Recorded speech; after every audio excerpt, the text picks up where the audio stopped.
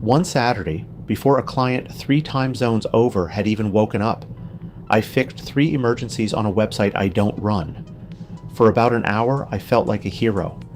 Frances is going to tell me 2 of those 3 could have waited until Monday.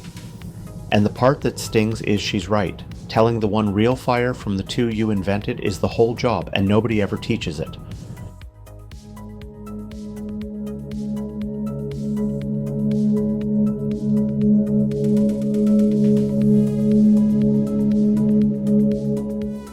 This is Sights I've Never Seen, the show where Christopher and I open up the work behind the work. The Saturday patches, the panicked emails, the calls nobody else gets to listen in on. I'm Frances. I run my own shop. I read every invoice before I pay it, and my job here is to make this man prove what he believes before he hands it to you. Christopher, you shipped 3 fixes before your client woke up, and I think you billed your weekend to a fire that wasn't burning. Take me into the morning. Saturday, 7:40 in the morning. I'm in the kitchen, the coffee hasn't finished, and my laptop's already open on the counter, and I'm typing a fix into somebody else's website. A site I don't run for a client who's still asleep 3 time zones over. By the time she reads her first email, the bug's already gone. And you're telling me this like it's a win? I thought it was. That's sort of the problem. Go on. Because here's the thing I left out. That Saturday, the patch I shipped before her coffee, that was the right call. But it wasn't the only thing I'd convinced myself was an emergency that morning. There were 3, and I worked all 3 like the building was on fire. How many were actually on fire, Chris? 1. One. And I want to walk through how I couldn't tell the difference at 7:40 in the morning, because most of my clients can't either. That same week, WordPress 7 shipped, and I woke up to 3 messages from people who don't read release notes, who couldn't name one thing that changed, and every one of them asked me the same question in different words. Are we okay? Are we behind? Friday at 5 o'clock for me. That's when mine land. Somebody reads a headline and the floor tilts a little under them. That's exactly the feeling. Cold stone in the stomach. And the editor who messaged me, she runs a small newsroom. Her whole job is to publish. And she'd stopped. She'd read a version number and quietly stopped publishing, waiting for somebody to tell her she was allowed to keep going. Stopped on what, though? What was she sitting on Saturday morning? A council piece. Local government, a zoning vote that had happened Friday night, and she had the write-up done and the photos in, and her finger over the publish button. And then she saw the WordPress 7 headline in some form and she froze. The piece sat in drafts all morning. Her readers found that vote somewhere else first, the regional paper, the one she's actually competing with. By the time she felt safe to hit publish, her version was the second one anybody read. So before she lost a single subscriber to a broken page, she lost a morning to a feeling. And she lost the one thing a small newsroom actually sells. Being first on the local story. That's a real cost, and nothing was even wrong yet. Nothing was wrong. That's the part I want to sit with. Okay, so let me price this the way I'd price it for. Because you keep saying nothing was wrong, and I believe you. But there's still a bill somewhere. There's always a bill. Tell me where you see it. 2 places. 1, she froze. The newsroom didn't publish for, half a day? That's content that didn't go out, readers who didn't come on a problem that didn't exist. 2, and this is the one that actually scares me, she might have called somebody. She almost did. Right. She reads the headline, she gets scared, she authorizes an emergency job. And the person she calls is reasonably happy to take it. Weekend rate, update everything, bring it all current, because that's what panic asks for. And something that was quietly working gets touched and breaks. And now there's a real emergency. Now there's a real emergency. She paid to manufacture the exact thing she was afraid of. I've watched a client do that. Watched it land in my own shop, actually, before he was my client. Flooring guy ran a little quote request site that did exactly one thing. Form comes in, lands in his inbox. He calls the homeowner back Monday. That's the whole machine. He reads a "you're out of date" email from somewhere, panics on a Saturday, and hires a weekend guy to bring everything current. And the guy updates everything. Everything. Core, theme, every plugin, all at once, no staging, on a Saturday afternoon, with nobody watching. And the one thing that touched the contact form changed how it talked to his mail. Form still looked fine, submitted fine, said thank you and everything. The submissions just stopped arriving in his inbox, quietly, for 9 days. 9 days of leads going nowhere. 9 days. He found out because a homeowner called, annoyed that nobody'd phoned back. By the time I got the call and traced it, he'd paid the weekend guy something like $1,100 to break it, and then he paid me to find it. And the real number, the part that actually hurt, was the leads. We counted the gap against a normal week. 4 jobs, give or take, that just never reached him. For a guy his size, that's a month profit. To get current on a site that was, and I cannot stress this enough, working perfectly fine on the Friday. And he never saw the leak while it was happening. That's the part that gets me. There was no error, no alarm, nothing red on a screen. The site was up the whole time. The cost wasn't a crash. It was 4 phone calls that never rang. That's exactly it. The expensive failures don't announce themselves. A crash, you'd have caught Saturday afternoon. Silence, you don't catch for 9 days. That's the trap, and it's a cruel one because the instinct that drives it is a good instinct. She cares. She wants to be responsible about her site. Caring isn't the problem. Caring with no number attached is the problem. So here's what I do before I touch anyone's site. It looks from the outside like doing nothing. I ask them to finish one sentence. If I do nothing for 2 weeks, the thing that breaks is blank. And most of the time they can't fill it in. They reach for the blank and they find air. There's no thing. There's a feeling, and the feeling is real, but it isn't a date and it isn't a consequence. See, I like that, but I'm gonna push because most of the time is carrying a lot of weight. Some of the time the blank fills in fast. The members' renewal emails go out the morning of the 30th, and the sign-up form's misfiring. That's a sentence that finishes itself. That one finishes itself. And that one I'll work a Saturday for, gladly. So which is it? Because from where I sit, you're running 2 rules at once. Drop everything.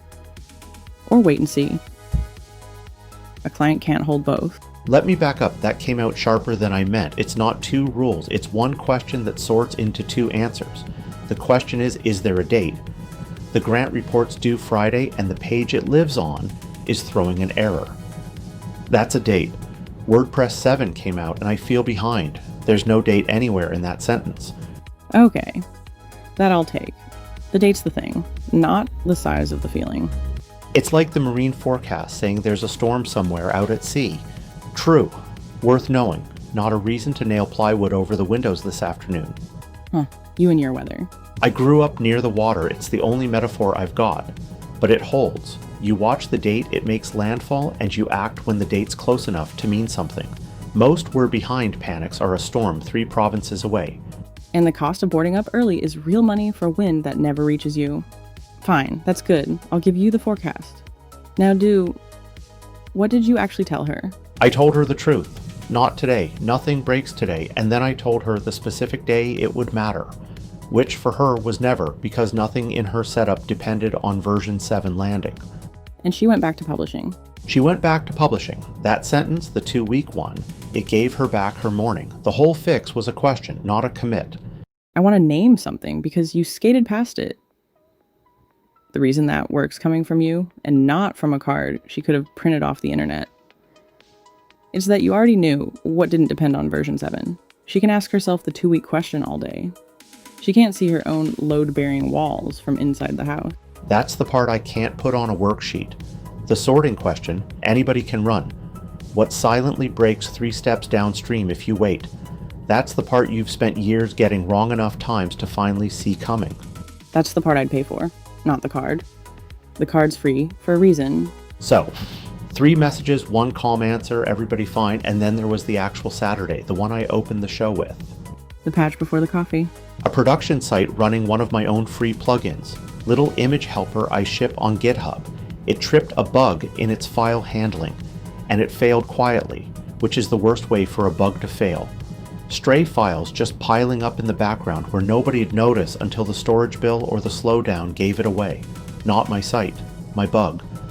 So I fixed it Saturday morning, and on the way in here I was going to hold that up as proof. Craft means moving fast when it counts. Okay, but you said 3 things felt urgent that morning. The image helper was one. What were the other 2? A plugin update I'd been sitting on, and the homepage. It was clocking almost 4 seconds to load on a phone, and that had been gnawing at me for days. And you fixed the homepage Saturday too. I fixed the homepage Saturday too. Chris, that one could have waited till Monday. It could have waited till the Monday after that. Slow isn't a date. Slow had been slow for ages, and it'd have survived 2 more weeks just fine. You ran your own 2-week sentence on the image helper and skipped it on the homepage. You're right, I gave the homepage a weekend it hadn't earned. Urgency is a feeling, a deadline is a number. So which one were we actually patching? That stops me because that's my own rule, and you just caught me breaking it on my own kitchen counter. The homepage was a feeling wearing a deadline's clothes. I'd been staring at 4 seconds for a week, and the staring turned into urgency, and the urgency stole a Saturday morning. Now, here's where I turn on myself, because I've been sitting here ready to tell you the whole Saturday was a mistake. Could have waited, could have waited, could have waited, and that's wrong too. Go on. The image helper. I'd have told you to put your laptop down and have your coffee.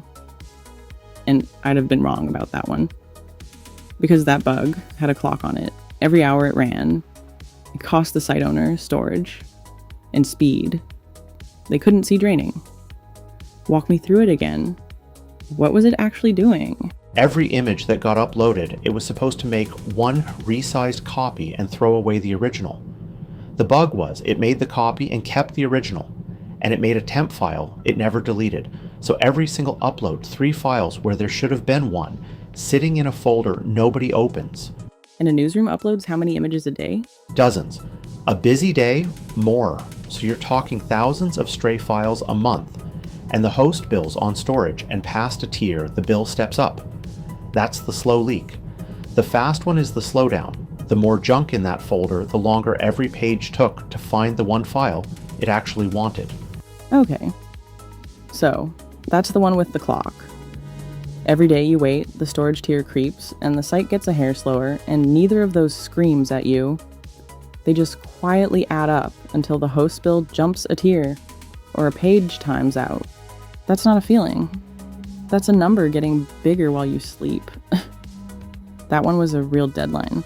That one was worth your Saturday. So you're conceding the Saturday. I'm conceding 1/3 of the Saturday with teeth. I came in thinking the careful guy worked a weekend he didn't need to. I'm leaving thinking he worked 1/3 of a weekend that was quietly counting down. And 2/3 he talked himself into. The hours weren't the waste. Missorting which hour was real. That was the waste. And I couldn't see it because it was my own site, in a way, my own anxiety. The thing I keep telling clients is the thing I couldn't do for myself at 7:40 in the morning. Which is the whole reason somebody hires you, instead of printing the card. You can't read your own load-bearing walls either. Nobody can. Difference is, you know that, so you ask the boring question out loud. Most people skip it because it feels like doing nothing. This is the inverse of where we landed 2 weeks ago. You realize, episode 1, I was the one defending 40 findings, and you were the one who cut me down to 3. You held the knife last time. And this time, you're the one telling me to slow down and count. And I'm the one who came in swinging. We traded sides. We traded sides, and I think that's the point. The discipline isn't always move fast or always wait. It's every single time finding the number before you reach for the keyboard. The number's the whole job. Find the number, and the feeling stops getting a vote. So here's what I'd hand a listener, and it's the part you can do without me. Next time that cold stone drops, the "we're behind" feeling, before you call anyone, before you authorize anything, finish the sentence. If I do nothing for 2 weeks, the thing that breaks is blank. If a real date and a real consequence land in the blank, you found a deadline. Plan around it like an adult. If nothing lands, you found a feeling, and feelings can wait till Monday. And the part you can't do yourself, the part I'd actually invoice for, knowing what's silently counting down behind the wall, while you wait. That's not on the card. That's the years. The card I put together is called the Is-This-Actually-Urgent Triage Card. It walks the same fork. Which problem has a real date? Which one's just loud? It won't know your business, but it'll stop you boarding up the windows for a storm that's still out at sea. I came in here ready to bill you for a wasted Saturday. The thing I'm walking out having learned is the opposite. The part of that Saturday that looked like overcaring was the only part with a real number on it. The careful move was the cheap one. I just couldn't see the number until you made me find it. And the part I learned is the part I didn't understand about my own reflex. I thought fast meant careful. It doesn't. Slow enough to find the number, then fast, that's careful. The 4 seconds weren't the emergency. The quiet bug was. I had the order exactly backwards on my own counter before coffee. That's the one I keep chewing on. I spend my weeks teaching people to ask the boring question, and there I was, 7:40 Saturday morning, skipping it on my own site. If you fill in that 2-week blank this week, and something real lands in it, I genuinely want to know what it was. That's the kind of thing that makes the next episode better. This is Sights I've Never Seen. Glad you were here.